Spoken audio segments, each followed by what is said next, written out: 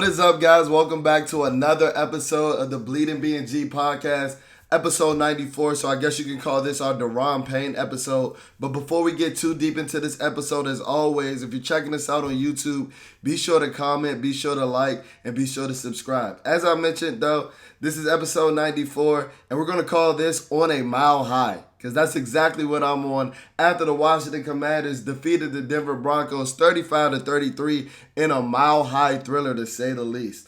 So before we get into the recap of the game, to give you a timestamp as I do for every episode, it's about 11 p.m. on Sunday, September the 17th. And as I mentioned, we're about 3 hours removed from the Washington Commanders going 2-0.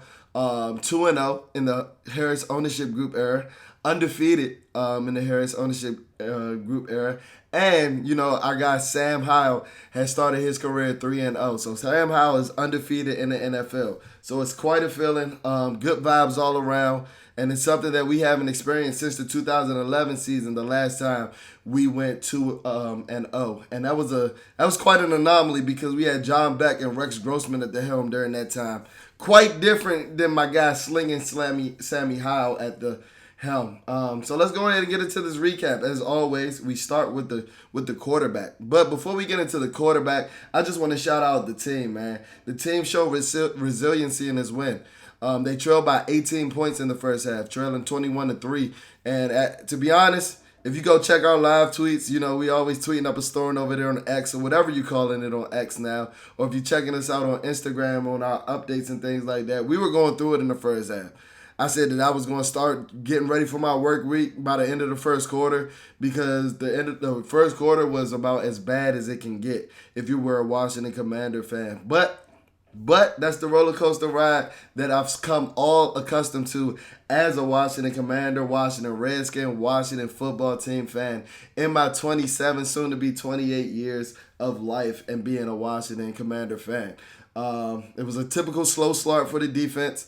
You know, something that we've been accustomed to under the, you know, Jack Del Rio era and, you know, the Ron Rivera era as well. But those guys, you know, brought it together. They brought it together to go on to win the game. So let's get into this. Like I said, we always start with the quarterback. My guy, slinging Sammy Howell. Sam Howell went 27 for 39. 299 yards. He was 1 yard short of that, you know, 300-yard passing benchmark, which I would have loved him to have. That 200, he had 2 touchdowns, and he had a 108.8 passer rating. He showed heart. The theme for Sam Howell is the theme that I had for the Washington Commanders today. They show resiliency and they show heart. He had 30 first half pass attempts. And no, by no means was he sharp in the first half. Or no means was he perfect in the first half. Sam had a tendency to hold the ball way longer than it needed to be in the first half. Something that, you know, we saw in preseason and we saw come over or, you know, turn its head in the week 1 win against the Arizona Cardinals as well. Well, that was the theme of the first half. I think the Denver Broncos had 3 sacks in the first half. And I think that 2 of them were honestly just because Sam Howell was holding on the ball for too long. That he had 33 dropbacks as compared to 7 rushing attempts. So we see what Eric Bieniemy wants to do, and I'm going to get into Eric Bieniemy in a second because Bad Boy was in his big bag today. My God, was EB in his big bag today. But going back to Sam, and like I said, Sam was sharp. I think I misspoke. Sam was very sharp in the first half, but him holding onto the ball, those sacks along with Charles Leno just being complete ass, were promising drives into like drive killers, right? Those sacks are drive killers. There's a philosophy that like a sack is worth like 2 to 3 points every game, and you saw that in the first half. You know, he took that sack in the first half that pushed us back, and we missed a field goal. Coming out with a very strong drive to open up and things like that. But as I mentioned, Sam showed resiliency. He had 30 passing attempts in the first half compared to only 9 in the second half, but he was just as efficient with those passing attempts in the second half that he was with the first. And let me tell you here right now, the touchdown throws to Logan Thomas and the touchdown throws to Terry McLaurin are some of the best throws that I've seen from a Washington quarterback since Kirk Cousins, right? He threw it to where Logan Thomas can only get it, you know, a 6'7" tight end.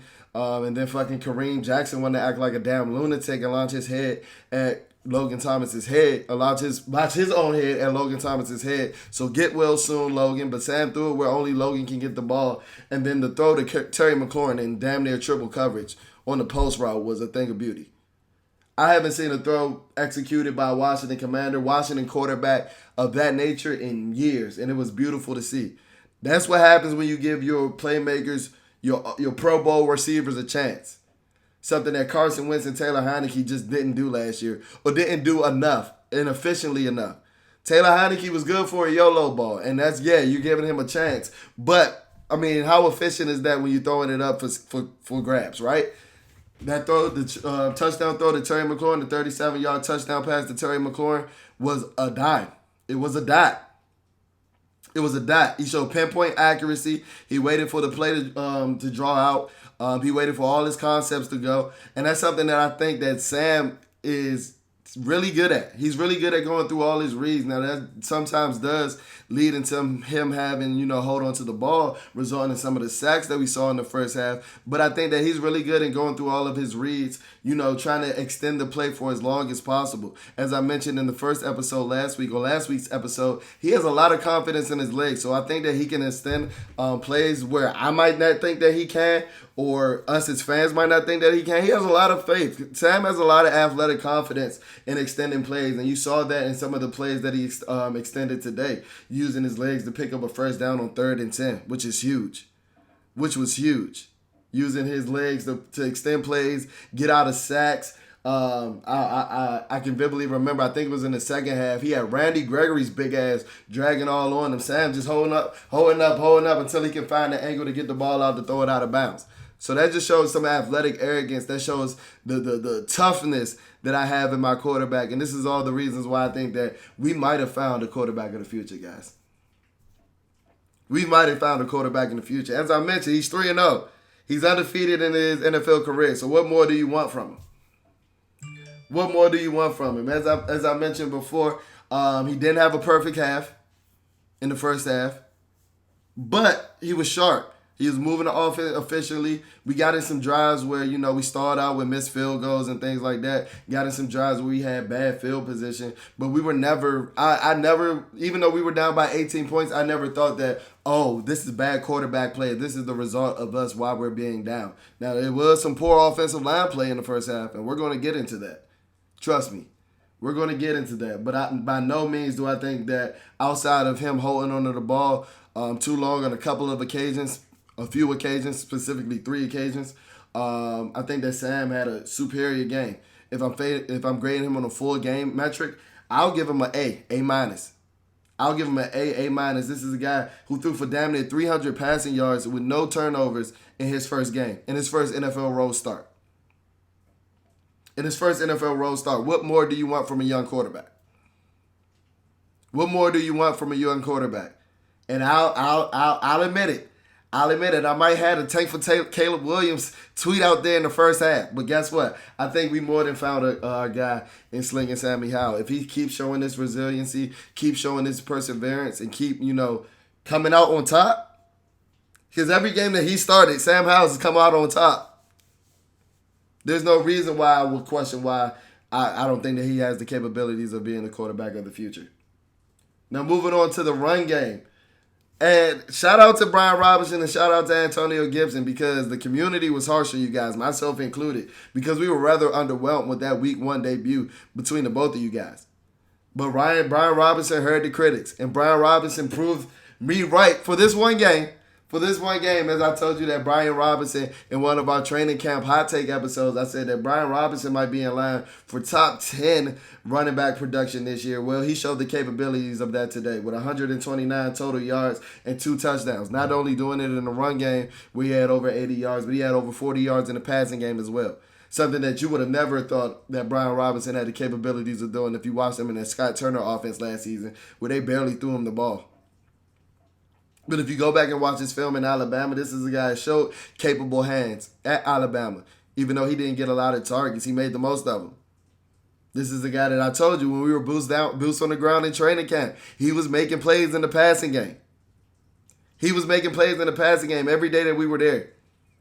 Not only in the flats, not only in the checkdowns, he was catching angle routes, he was catching Texas routes. And guess what? Him and Antonio Gibson killed the screen game today. Shout out to Eric Bieniemy. As I told you, Eric Bieniemy was in his big bag. They said that he had known the Broncos defensive coordinator Vance Joseph for over 40 years. Well, guess what? It showed. It showed. He had Vance Joseph over there flabbergasted all of the second half. Every time that Vance Joseph would send out some all-out pressure, up, screen pass right over your head, up, screen pass Brian Robinson, up, screen pass Antonio Gibson, up, screen pass to the tight end. Eric Bieniemy was in his big bag this afternoon.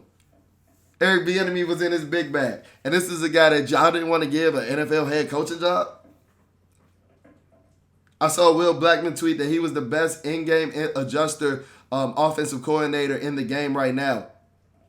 And I tend to agree. You saw what he did in the Super Bowl with the whip motion, with the mock whip motion, going against the Phillies when he was identifying that they were running man against those motions and things, exploiting that. I agree that Eric Bieniemy is the best in-game adjuster in the NFL right now at this moment. More reason why I think that he's going to be the head coach in the future. But I'm not going to bring that up right now because there's great vibes going all around. My man, Coach Rivera, did have his 100th win today. And this is great vibes. Like I said, we ain't started 2-0 since 2011, bro. Bro, I was in 11th grade in 2011, bro. Like, what? This is amazing. This is really something that I haven't really experienced because, as I mentioned before, when we were 2-0 in the 2011 season, you knew that was an anomaly. You knew that was a facade with John Beck and Rex Grossman at the helm. But I think we have something in my boy Slinger Sammy Howard, as I mentioned before. But going to the run game, Antonio Gibson showed some explosion that I haven't seen since 2020, to be honest. Yeah, I know you guys are going to tell me about his 80-yard screen pass in 2021, but guess what? That was the only play he had like that season. That 37-yard screen pass that he showed explosiveness on, change of direction, speed. Because I had mentioned in the first half, it seemed like Antonio Gibson was in the doghouse. Because not only was he not getting carries, he didn't seem to be in on the passing reps as well. Brian Robinson was in on a lot of third downs in the first half. And I was like, oh, man. That boy Gibby fumbled once. Now he in the doghouse. Eric Bieniemy told the boys that he wasn't playing with him. But when Antonio Gibson got his chance, he made the most of it. As I mentioned, I haven't seen that explosiveness from Antonio Gibson since 2020. And we've always been an advocate about getting Antonio Gibson the ball in space because good things happen. And if you can do that in an effective basis, while continuing to have Brian Robinson have these games where he goes for 130 almost total yards, being a fantasy darling. The boys in my fantasy group chat, hey man, you done told us about Brian Robinson. He down there putting up 30 points today. We told you over here, Bleeding BnG. We told you to pick up Brian Robinson. We told you. He won some guys a fantasy matchup today.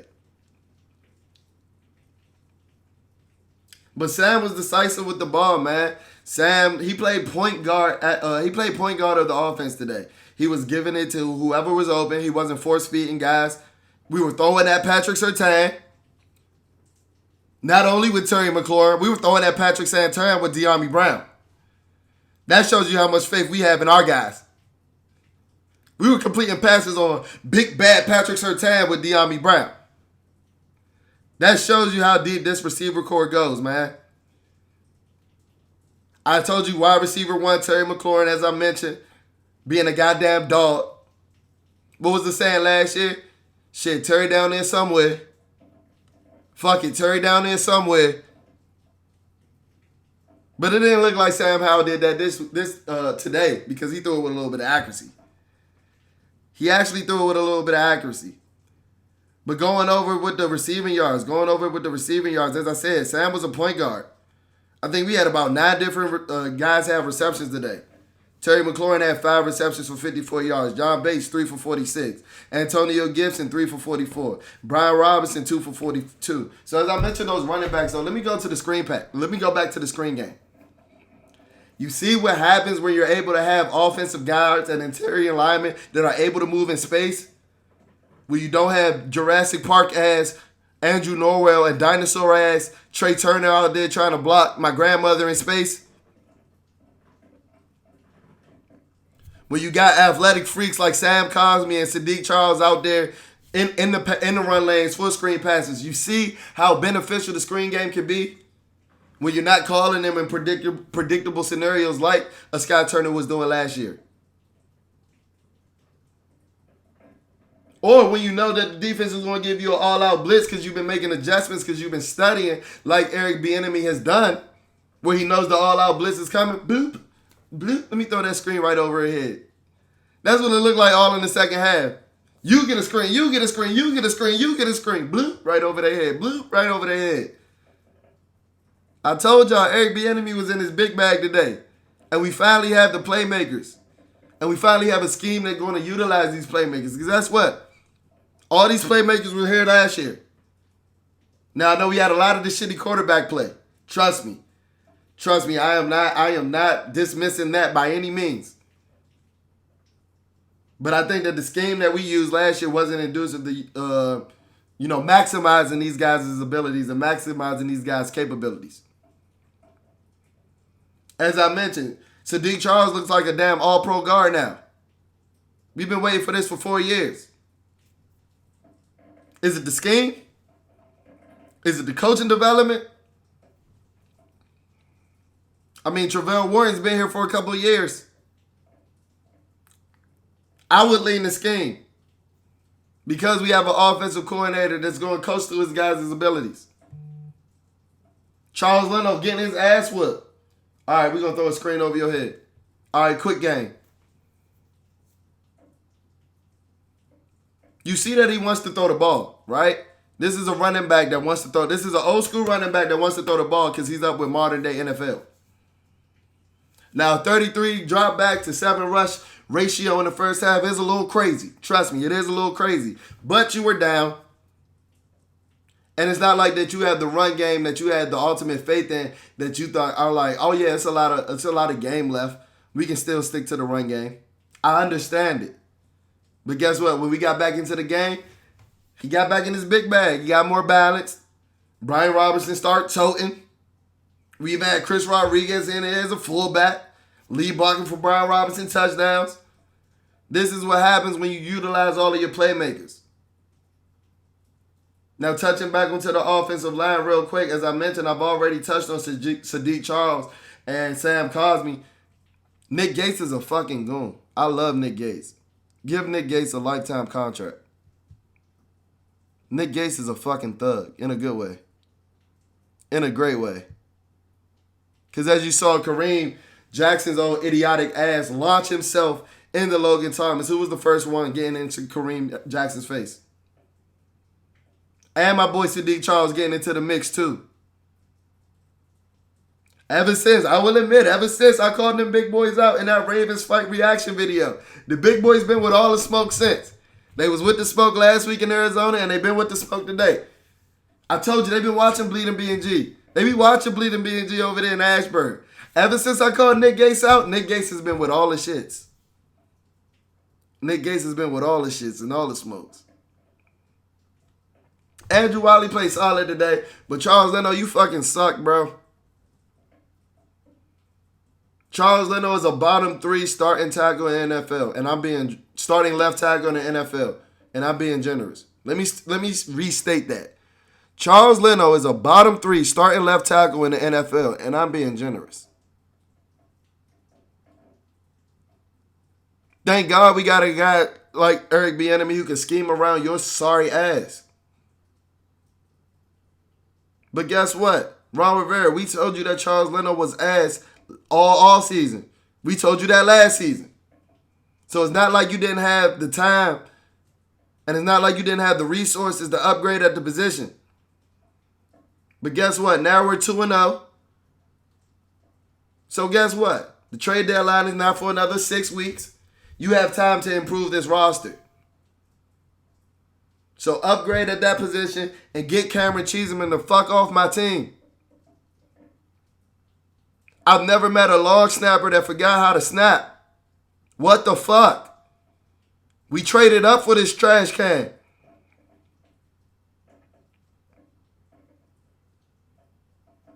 Cam Cheeseman cost me at least 3 points today, maybe 6.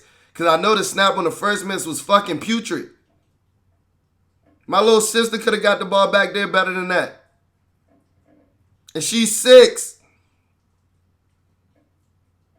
How do we trade up for this guy that's supposed to be a generational type long snapper and he forgets how to fucking snap? Make it make sense to me. But it's all positive vibes because we're over here 2-0. Over here at Bleeding BnG with the Washington Commanders. I just had to go on my rant for Cameron Cheeseman, but we're back to our regularly scheduled program. Let's get into this defense, man.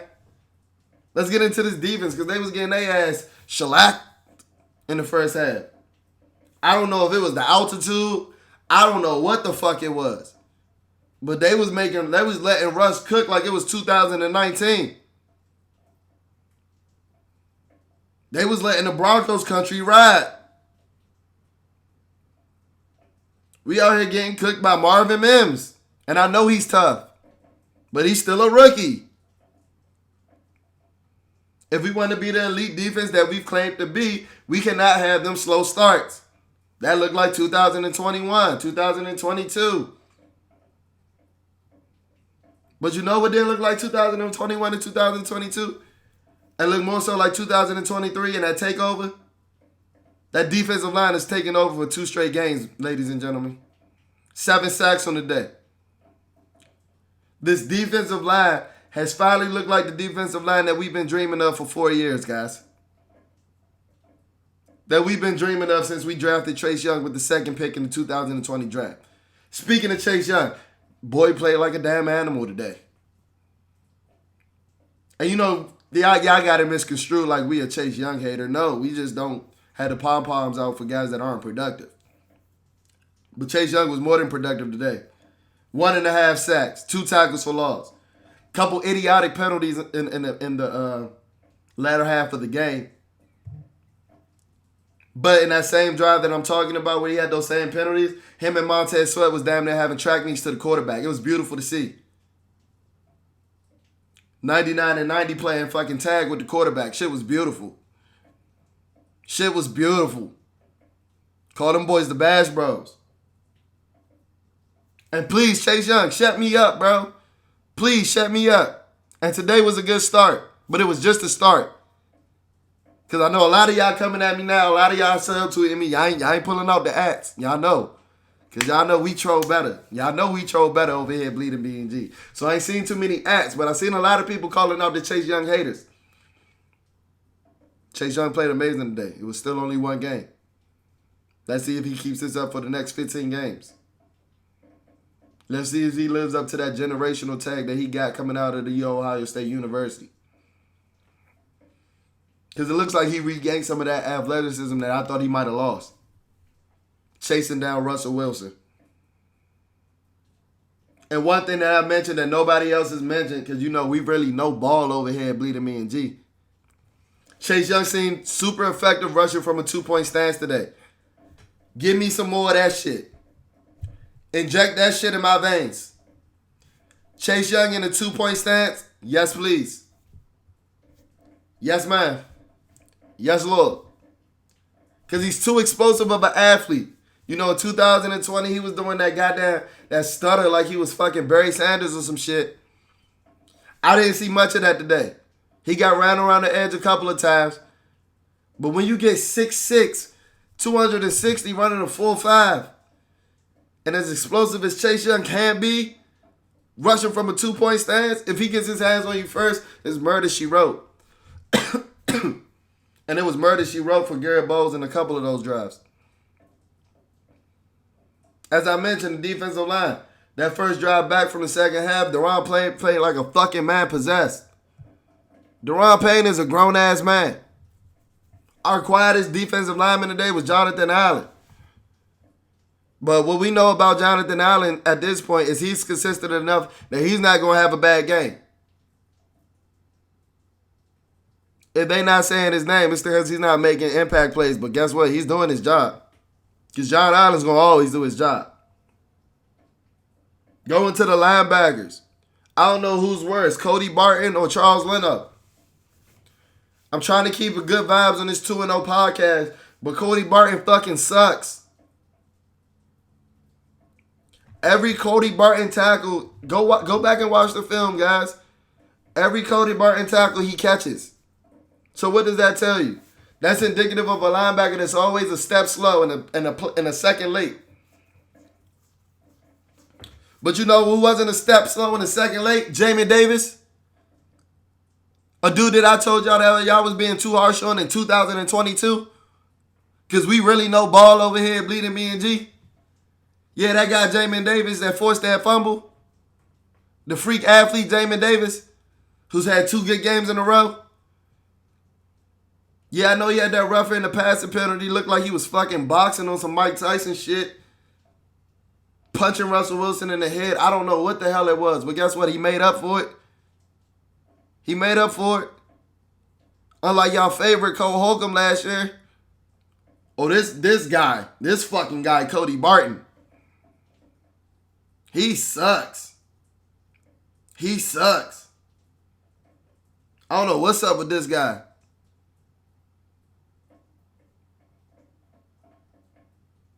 I don't know what's up with this guy. And if Cody Barton keeps this play up, please give a call to Rashaan Evans, please.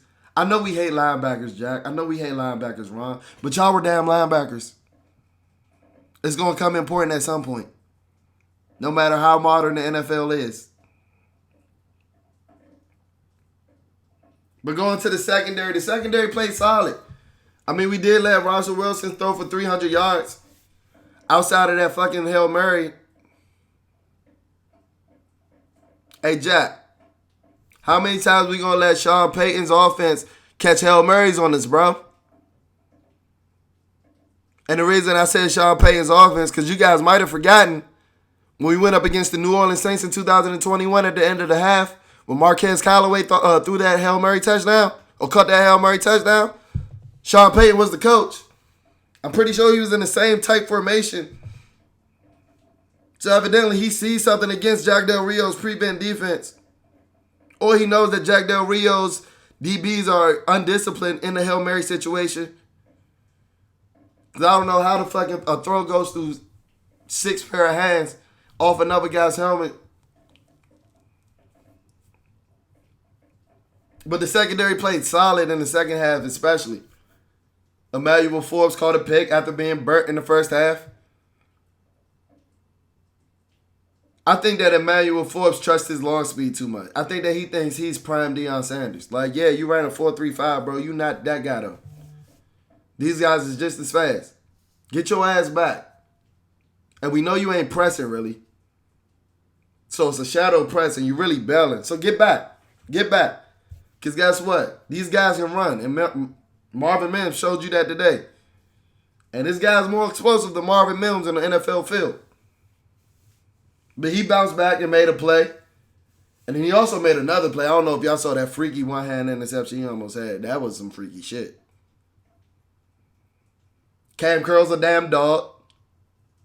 Making a hell of a play, tackling Russell Wilson, keeping him in the end zone, even though that shit was almost for naught with them getting that damn Hail Mary. And then the first touchdown to Marvin Mims was a coverage breakdown. And I told y'all in real time, that was Derek Forrest. Y'all was tripping, blaming everybody else other than Derek Forrest, but y'all know we know ball over here bleeding BnG. If you go back and look at that replay, everybody else outside of Derek Forrest had dropped into a zone. Derek Forrest was out there playing fucking man. And then I forgot who it was. They went over to the sideline and they told you that Jack Del Rio was talking to Derek Forrest. I wonder why. But who was the first person to tell you that was on Derek Forrest? Because we know ball over here bleeding BnG. But it's great vibes all around. That'll do it for this episode, man. 2-0. 2-0. On the Buffalo. I might throw somebody through a table at FedEx next week. That's how I'm feeling. On the way to 3-0. Great vibes. More content coming throughout the week. We're going to get a reaction video. I'm going to try to get some film study out because I know some good things that showed up on tape this week. But the reaction video will probably drop tomorrow. And thank you guys for tuning into another episode of the BnG podcast. I'll take it to you guys later. Peace.